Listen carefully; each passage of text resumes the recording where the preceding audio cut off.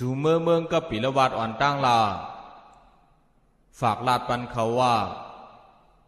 เกาเจ้าเตโจเอายาหานเขาเสียมือ กับปีลาวัดแต่มีปล่อยหลงทับตอนเจ้าเฮาเย้าฮะเจ้าอามัดเจ้าว่วนช่องอยู่ค่ะอ๋อโจคามาอยู่จำปุดท่าเจ้าในเป้แก่นกัดเย็นแลเปียงปอเจอเหมือนหมอกกุมอันปิวอยู่เนื้อต้องผ้าย้อนเก่าเป้ไลลองคำเจอย้อนเก่าเป้ไลลองล้อผ้าข้ายามหันผู้ทรงชินเขาตกซุ่มไตล้อผ้าเผื่อมาทบเจ้าเฮาออกป่นเตยาวลงในลองล้อกี่นั่นอ่ำตุ้มเตอเจ้าเฮาไหลเสียอิดข้าเคยอยู่จอมเจ้าเฮานุงยาห้านปันคาเสกัม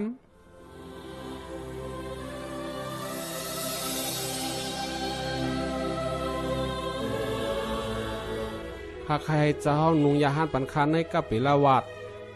เพราะอะไรเป็นยาห้านเย้าจัดปันคาจังตีเตรียมทนกูลองฉันหน้ามั่มเคยเป็นยาห้านห้า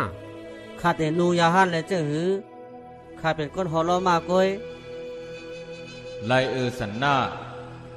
เนื้อเส้นตั้งเสจ่าอันสูงสุดนั่นมีลองแจกเพก้นลำเขาแลลองจันลองแจกเพในเป็นการลอกกีกัดก่ายกันสังตั้งลองเตะอันสูงสุดน่ายบอกว่าข้า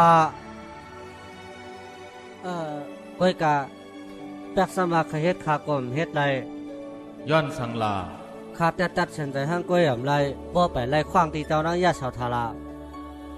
ไหว้สีข้าส่งเจ้าเฮาเข้าเถินเย่าสีปอกขึ้นมือข้ามองใจน่ะเจ้านั่งเหล่าว่านข้าสุติมันนั่งก็เจ็บแสบเหมือนกัน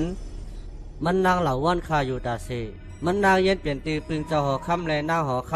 ำมันนางเหมือนหนังปอแลเมปันเจ้าอย่าหู้ละให้ปล่อยเจ้านางไว้ก็เหลียวยามตุข้าในข้ามเฮ็ดไรข้าเจอสู่เป็นผายย่อมปันนำหนาตาเกาป้อเตเป็นพระไรนายเกาถูกนี